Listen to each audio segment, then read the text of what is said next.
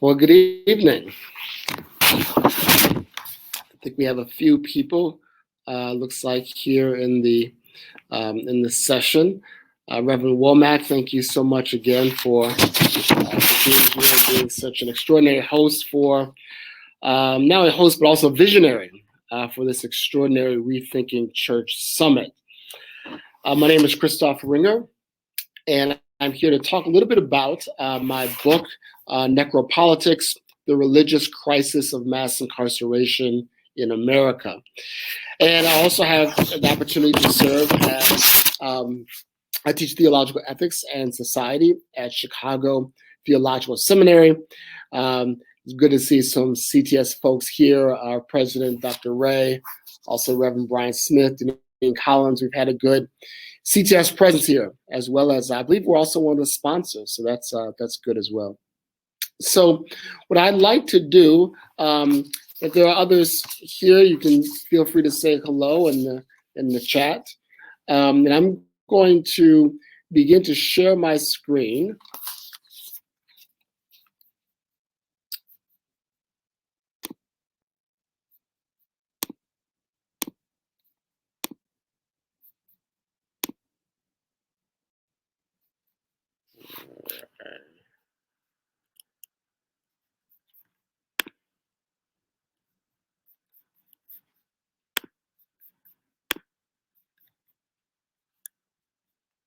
All right.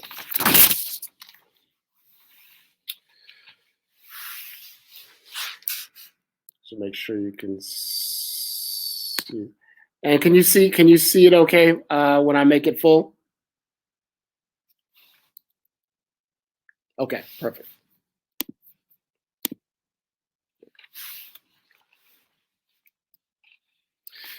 So this book really was born from a question and my own experience at the Million Man March, which was some time ago. I hesitate to say the date because I'll be dating myself, but it was 1995. And it was an extraordinary moment. And I remember, we were at the time trying to raise awareness about the disparities in sentencing for crack and powder cocaine, really trying to raise awareness regarding the war on drugs. And I'll never forget Reverend Jesse Jackson really kind of broke this open. And at the Million Man March, Reverend Jackson said, 5 years in jail for $45,000 worth of marijuana, 5 years in jail for $8,000 worth of powder, 5 years in jail for $29 worth of crack. It's unfair, it's racist, it's ungodly, it must change. And I remember thinking in that moment that the whole world now knows that you can't hide that this disparity, this profound difference in sentencing is racialized, and it is affecting Black and brown communities in profound ways. And so in my mind, I said, well, certainly now that everyone knows, certainly we're going to take a turn. Unfortunately, that wasn't the case. So that was my own political naivete. I thought that America would move in a different direction. But in 1995, you can kind of see from this graph, there were around 800,000 persons in U.S. state and federal prisons. That was 95 at the Million Man March. After that, the rates just continued to go up. And this graph is from 2018, but right around that same time, it would eventually go over 2 million persons, right, in state and federal prisons. Now, when we talk about under correctional supervision, right, think about jail, state and federal prison, and even those who are under or on parole. Today, as we speak, that number is around 7 million. That's a very profound and sizable population of folks who are under state supervision. And so the critical question for me was that we have volumes and volumes of social and empirical research on the harms of mass incarceration. We understand the collateral consequences, the punishments that continue to go on even after people have served their time.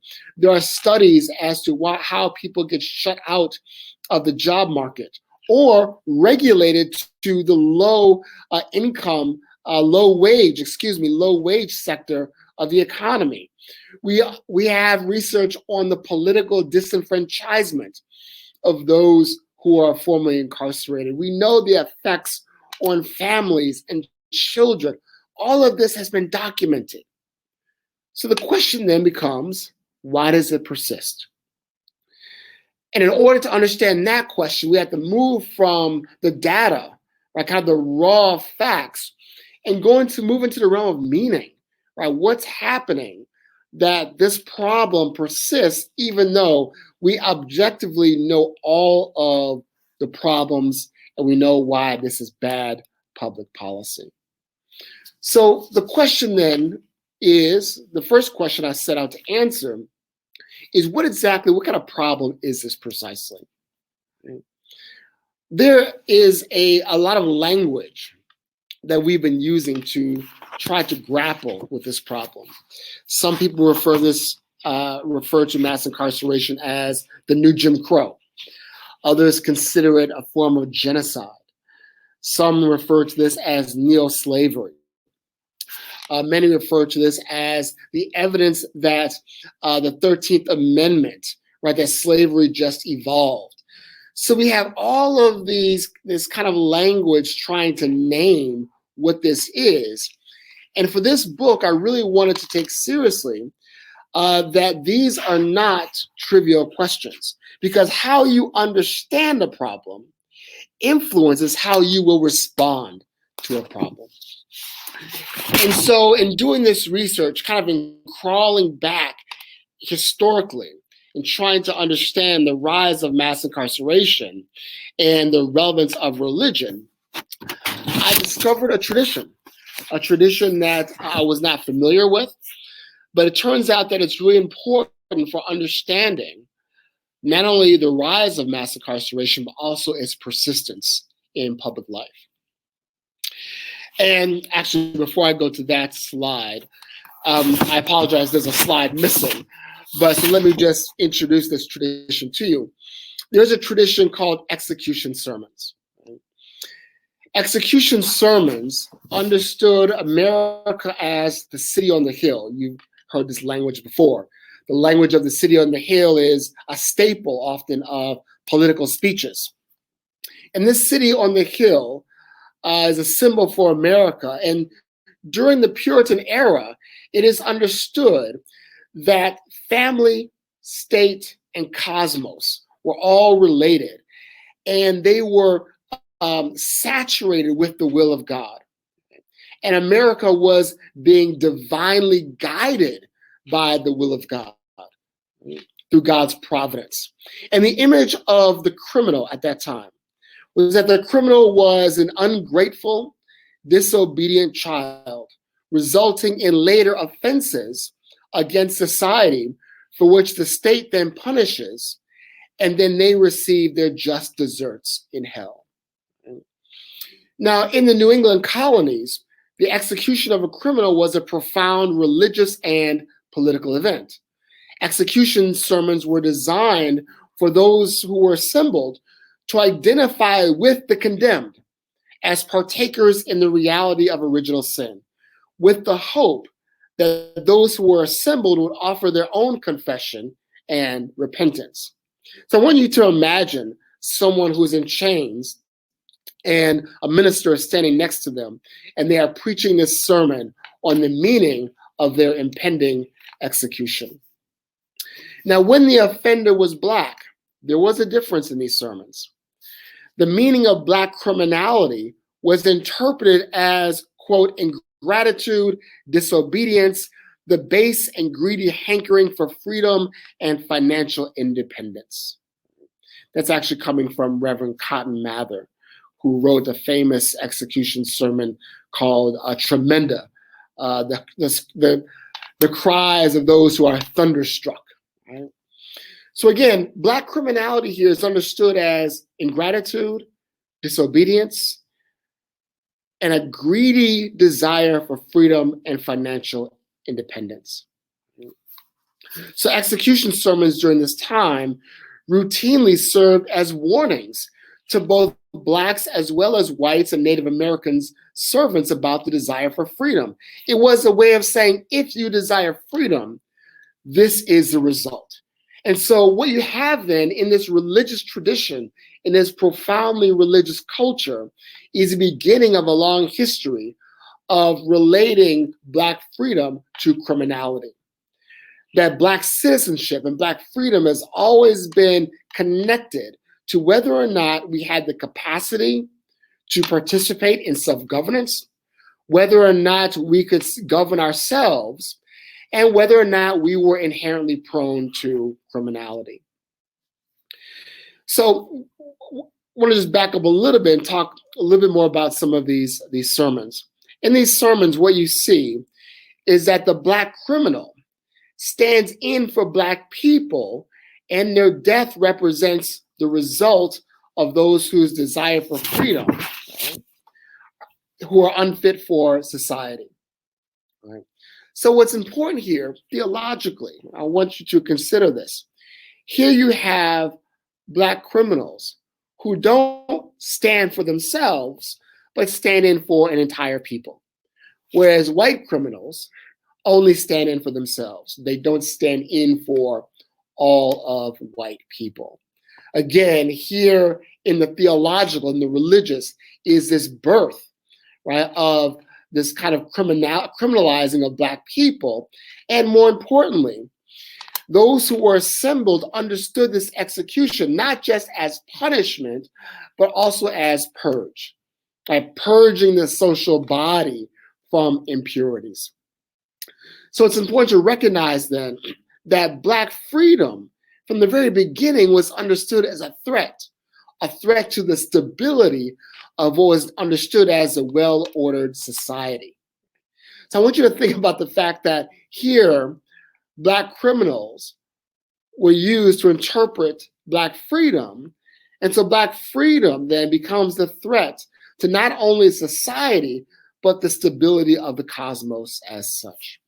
So what you have then are representations of Blacks as animals and criminals that enter into governance, right? To enter into the rationale and the reasoning behind how we think about public policy, how we think about society. And part of what I do in this book is I trace these representations of Blacks as animals and criminals and show how that at critical moments in American history, the criminalization of Black people, especially as it relates to drugs, actually was used as a kind of mythology for political purposes. So one example of that is a mythology known as the Cocainecrazed Negro. So this is prior to the images of so-called crackheads and the language around crack cocaine. There was a mythology that so-called Negro cocaine fiends were a new Southern menace, right?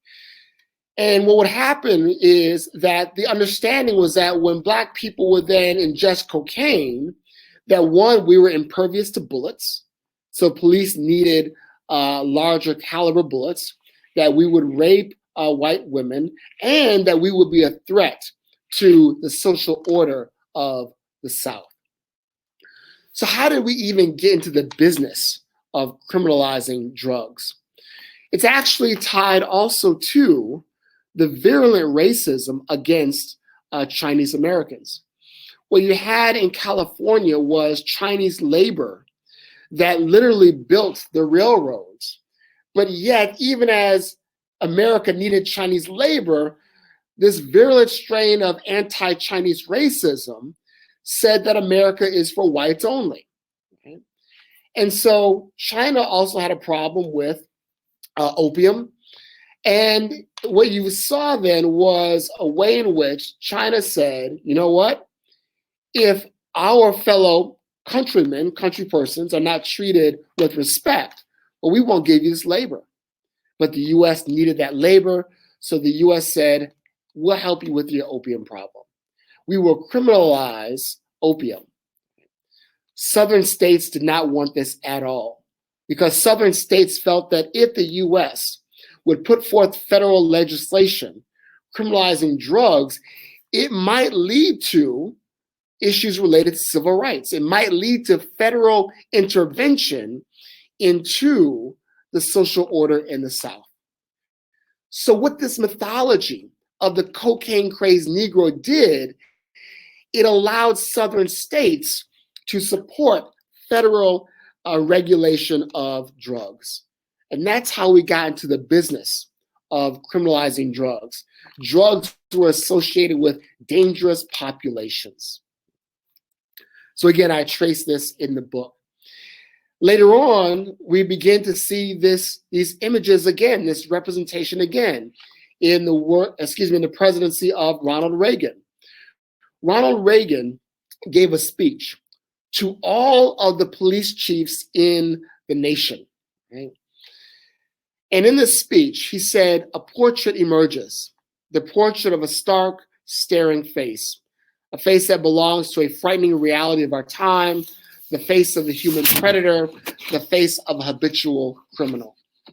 And this is important because what I show in the book is that time and time again, in Reagan speeches, also in the presidency of Bill Clinton, these images of the human predator, what they do is they say that those who are addicted to drugs, right?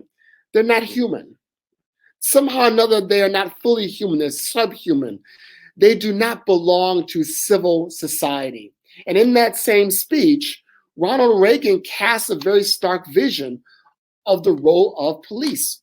He doesn't say that police should be serving all people. He doesn't say that their role is to serve and protect.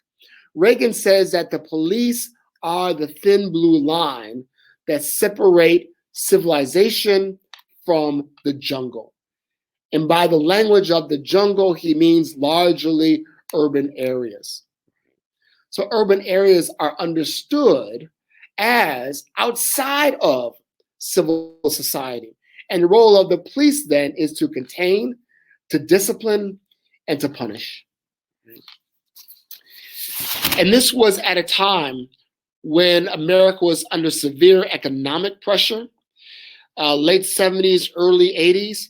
And what you see then is a rollback in many of the policies and the gains of the civil rights movement.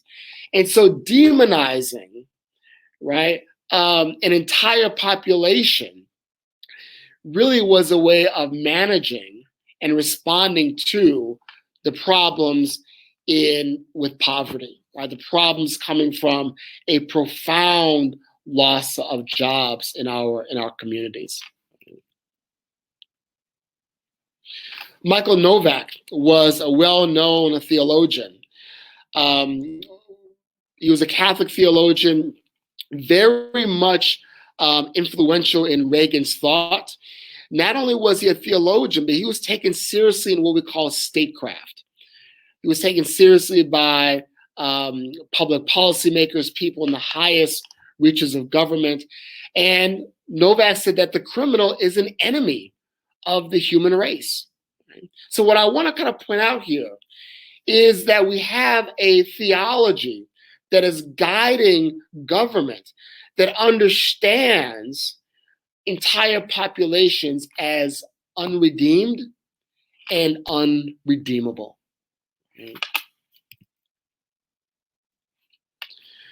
In addition to the language of so-called crackheads and that kind of language, also the language of super predators. Right? John Delillio was a political scientist, also very much a person of faith. He wrote an article called The Coming of the Super Predators. Right? And he said that these young, largely Black youth were fearless, godless, and jobless. When you define an entire community, when you define a population as being godless and fearless, there literally is not much that you can't justify. And the reason why this is so important is that John Delillio literally invented this mythology. He backed it up by some spurious, what I would call spurious social science anecdotes, but this was taken very seriously by public policymakers, many people in government, and people were trying to respond to what was the inevitable, right, rise in crime related to deepening poverty and deprivation in communities. And I want to argue that this is still with us today, right? The idea that Black freedom, right, is tied to Black criminality. Right?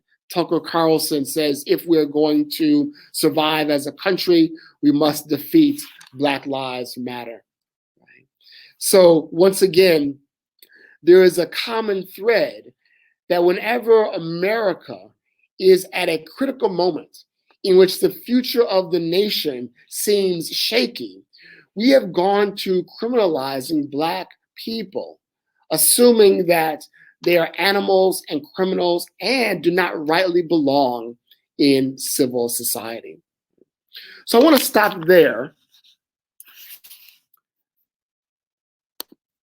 and have some general conversation. Let's see.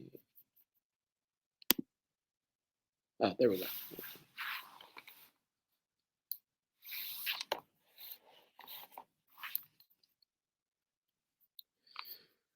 So are there any questions just on, I know I covered quite a bit of territory, but I just wanted to kind of give you the central thrust of the book, which traces these major moments in public policy where we could have made very different decisions, but instead we literally began to criminalize these populations by an appeal, right? And a deep fear of essentially Black humanity as inherently criminal and animalistic.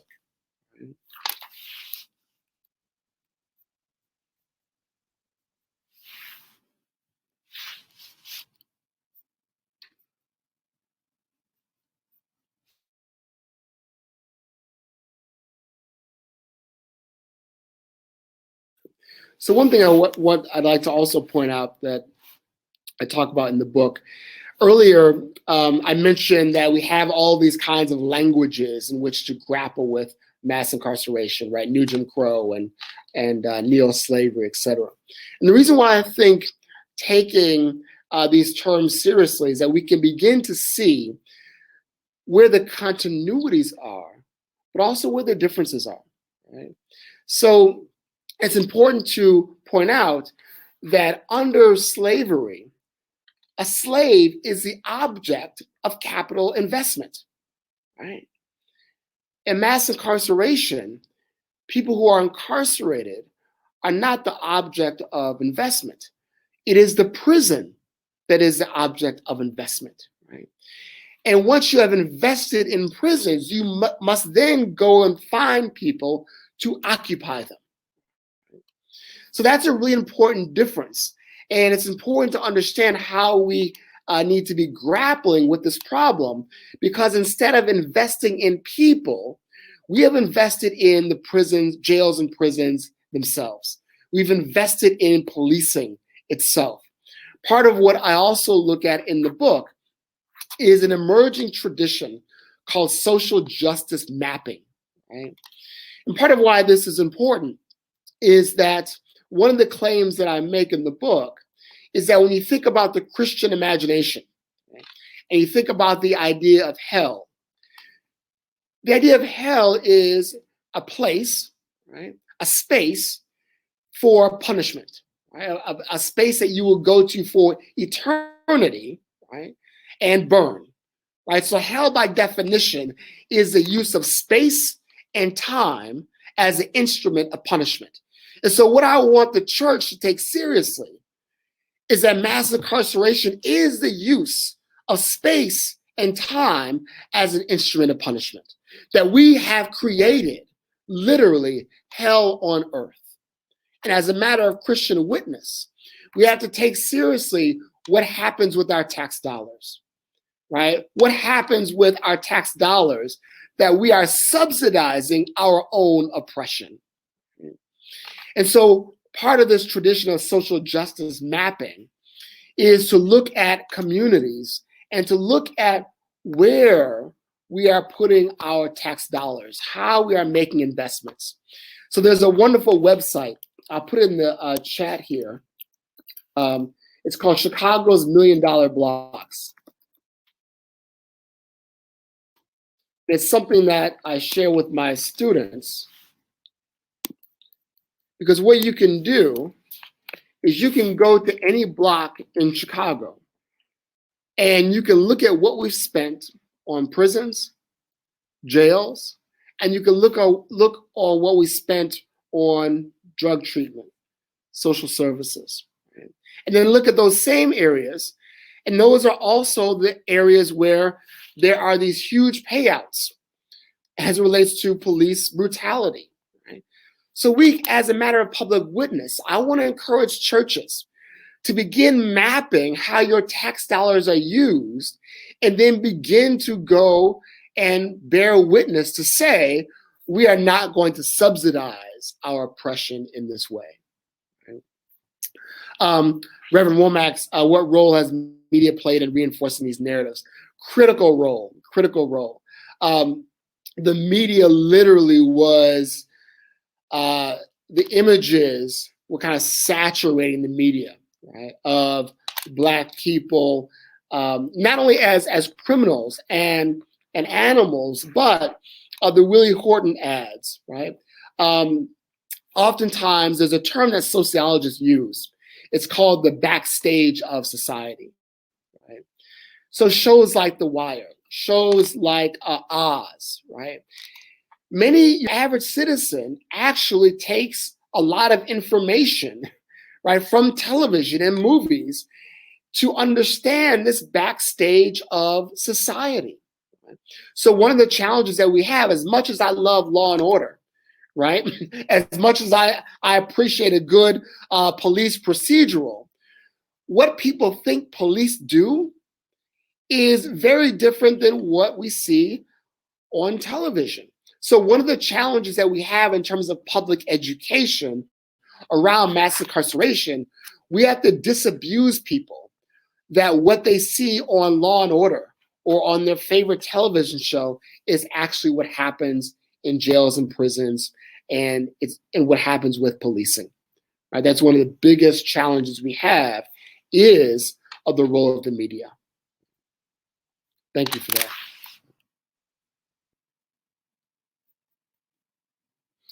I think one of the biggest things we can do within the life of the church, first and foremost, is reduce stigma. One of the things that I didn't appreciate when Michelle Alexander's book, The New Jim Crow, came out. The New Jim Crow really was able to kind of popularize what's going on with mass incarceration, but it also served a pastoral role. It actually began to remove some of the shame and stigma within our congregations, because sitting in the pews are people whose loved ones are incarcerated or have been incarcerated. One of the things that I experienced as a pastor was that there were families who carried a lot of guilt and shame because they kept wondering, what else could I have done? Right? Not realizing that there were these larger forces at work, and they had kind of internalized the idea that it was all their fault. Right? So removing the shame and the stigma that is sometimes present in our congregations, I think is huge. Also, developing partnerships with other organizations in our communities to be able to begin to advocate on behalf of those who are incarcerated and formerly incarcerated. Also, we need to begin to wrestle with our own involvement, right, within the system. What do I mean by that? It's not as if there is the church, right, and then there is mass incarceration. We are all, not only are we disproportionately incarcerated by the system, but we are also disproportionately employed by the system. Right? We are the guards, right? When you go in to visit jails and prisons, I've had security guards tell me, hey, Christophe, tell Pastor so-and-so I said hello, right? So we were already a part of this, right? And so beginning to kind of wrestle with our own embeddedness in the system and how it is that we can begin to move in some different directions. So one of the tragic aspects of the changes in our politics and our economics is that we have withdrawn so much support from social services. We've withdrawn so much support from social goods. And what that did was that for many decades, public sector jobs were a main avenue to the middle class for many Black people. Those changes in our politics and our economics means that those public sector jobs disproportionately became part of policing jails and prisons. In other words, as Black people, we then became conscripted, right, into these systems, right? Because again, you know, with the private sector, there are still ongoing challenges with racism within the private sector. So the changes in those public sector jobs has had a real impact on our communities.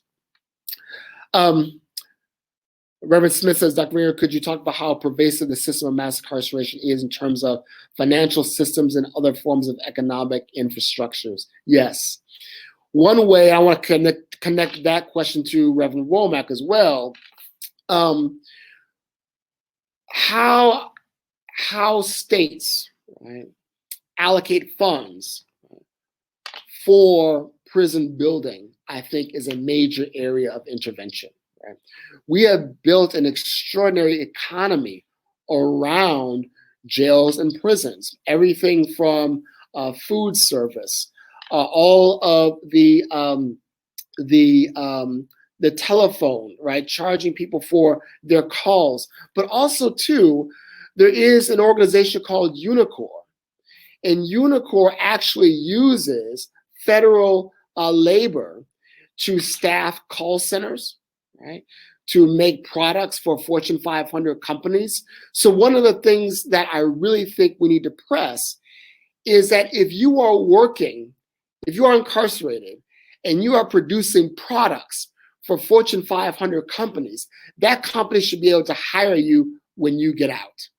Right? So we are subsidizing the private sector through prison labor.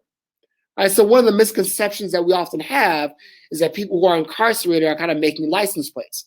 But no, some of that labor is actually going to subsidize corporations by encouraging corporations not to send jobs overseas. We're basically saying to them, hey, we've got a labor pool here for you to use. Right? The other thing that I mentioned briefly early on, I'll return to, is that part of what mass incarceration does is it locks people into a low-wage labor market. Right? Part of the stigma of being incarcerated is, it does. There are movements to ban the box and other kinds of movements to try to address issues of employment, but it is a major issue, right? The way in which mass incarceration locks people in to that low-wage market.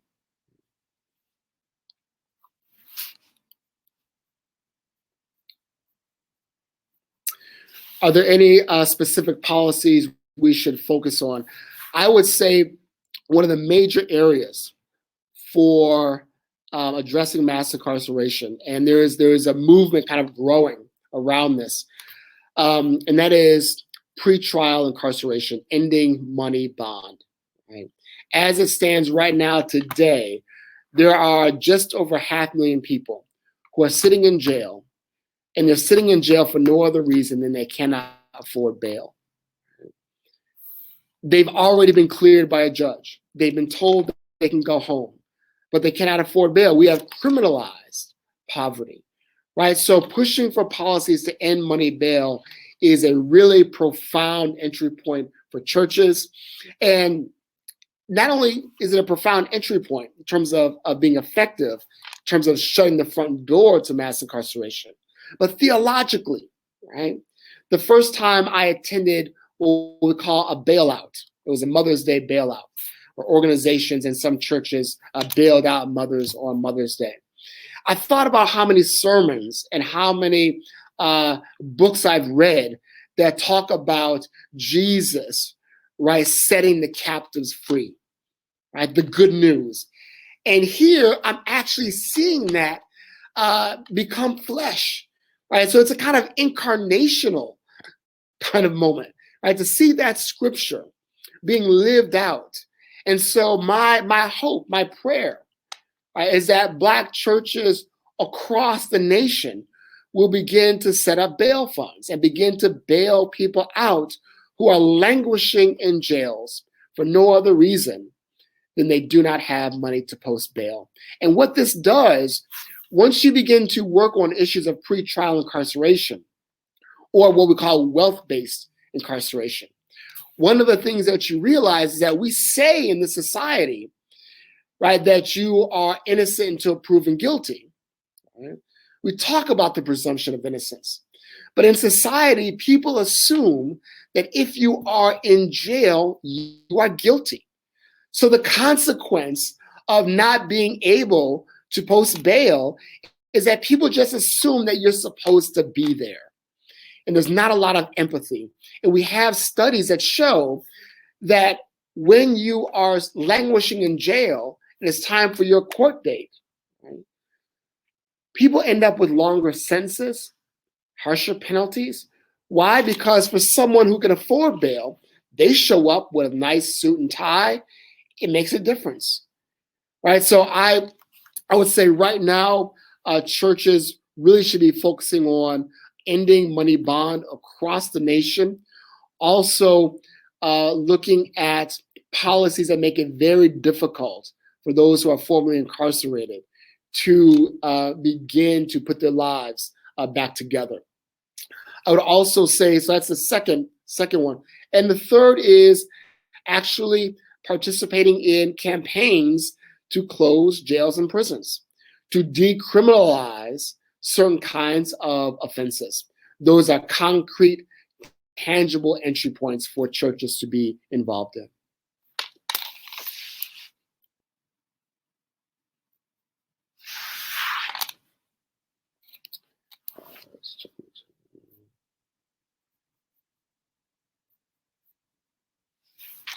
Another thing I bring out in the book, and this is something else that churches can be engaged in.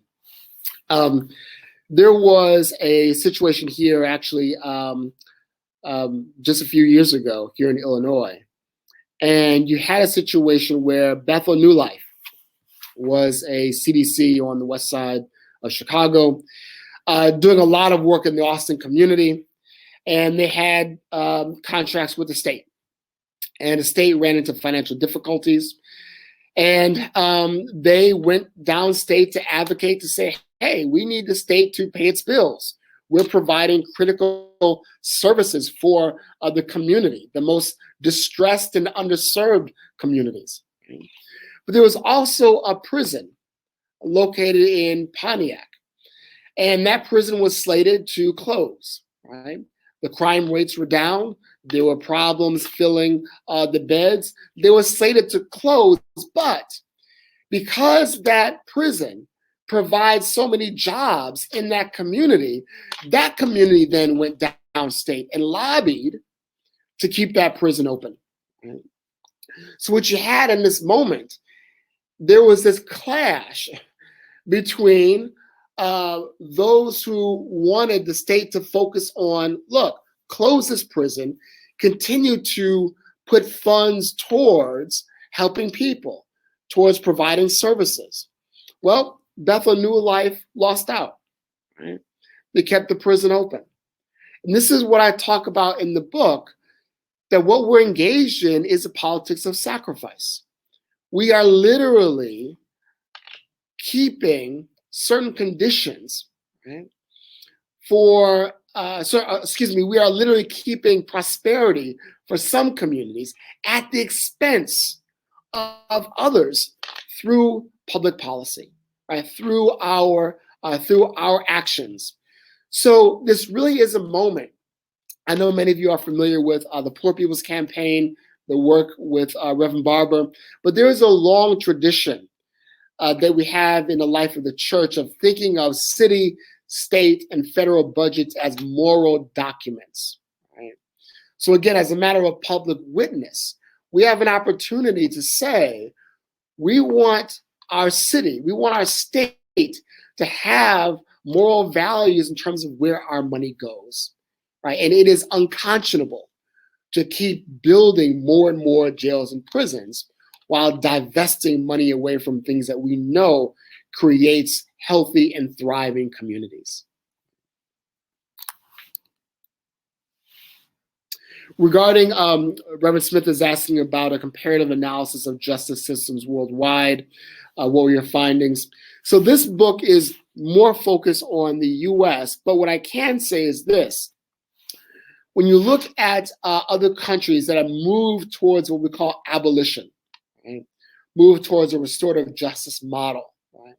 The evidence is there, right? It actually works, right? Sometimes we have these images that all of a sudden abolishing prisons really is about just kind of opening the doors and there's a free-for-all. No, when you talk with abolitionists, they will say that abolition is a presence, not an absence. Abolition says, what do we need to invest in? What do we need to build up in order to prevent the inevitable kinds of social miseries that we know will happen? So in other countries, we do see a far more restorative approach to justice. And we see it working. The challenge, however, is this. Some of those countries, their population is more culturally homogenous, right? So this really is also about, right, who we are as a nation and the kinds of racial and ethnic tensions. In other words, does the common good really belong to all?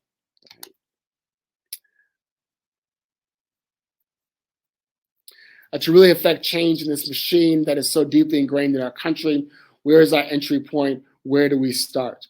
One of the things that's interesting about mass incarceration, one of the challenges, is that even though there is consistency, right, across the nation in terms of the contours of the problem, it really is the local, right?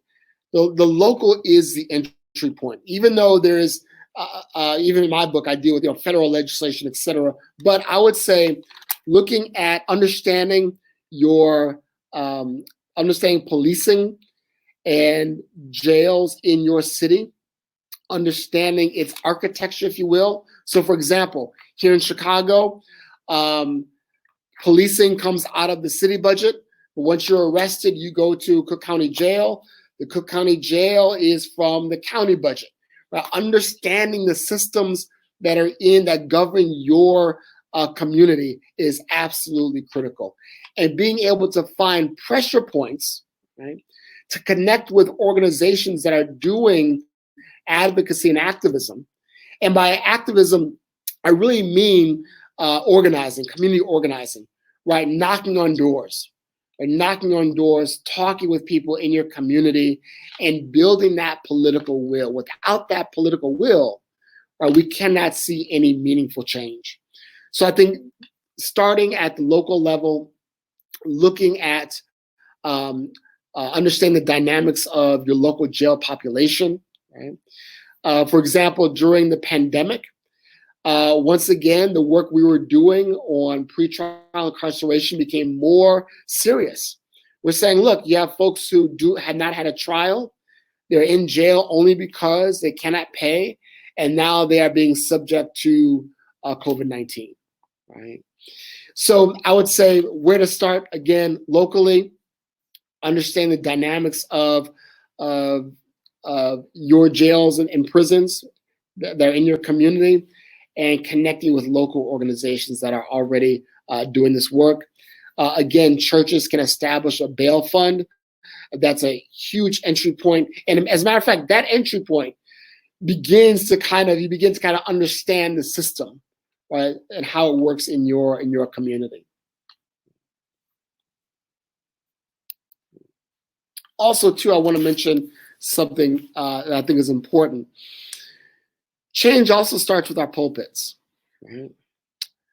A critical aspect of moving towards a more redemptive and restorative justice system, right, is the pulpit, right? Our attitudes as a nation, as it relates to crime, right? We are probably the most punitive society on the planet. Is very much related to religion. It is related to the image of God primarily as Father and Punisher. Our images of God often influence our images of the state. Right? So those who see the state not as an agent of creating conditions for the thriving of communities, but rather those who see the state primarily as a means of enforcing law and punishment, right? Those have deep theological roots. So there is work that begins in the pulpit. There's work that must happen in Bible study. There's work that must happen in small groups in changing our theology and how we relate to issues related to crime and criminality. How do we get everyone to read your work? Good question. I've got that for you. I'm going to put a link in the chat. I'm also going to put a discount code. So if you purchase the book from the publisher, if you use that discount code, you'll get a significant discount on the book.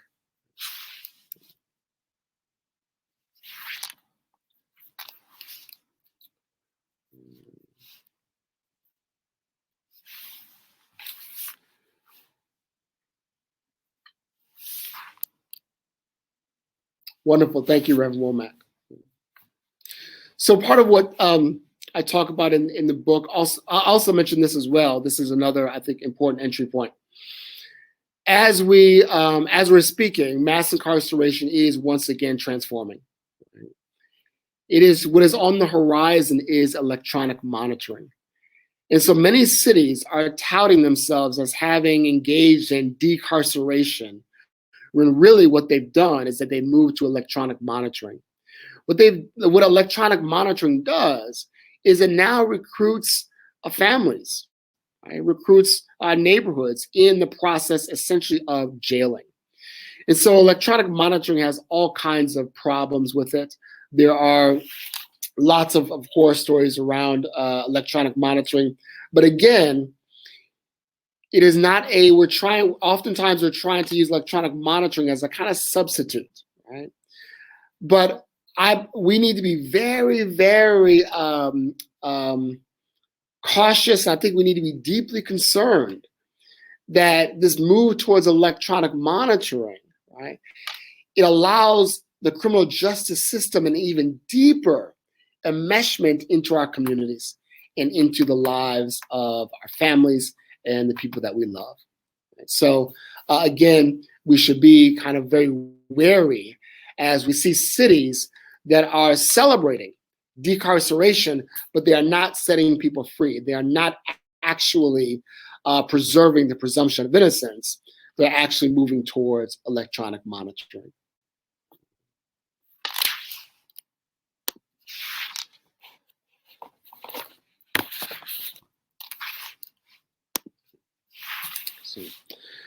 So I want to thank you all for attending.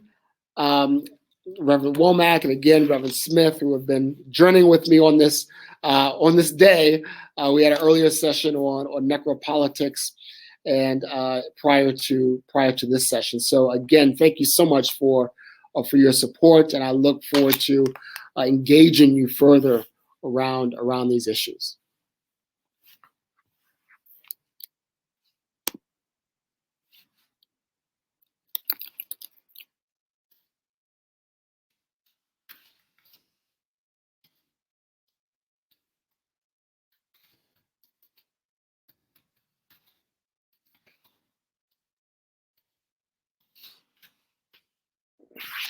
Thank you all so much. God bless.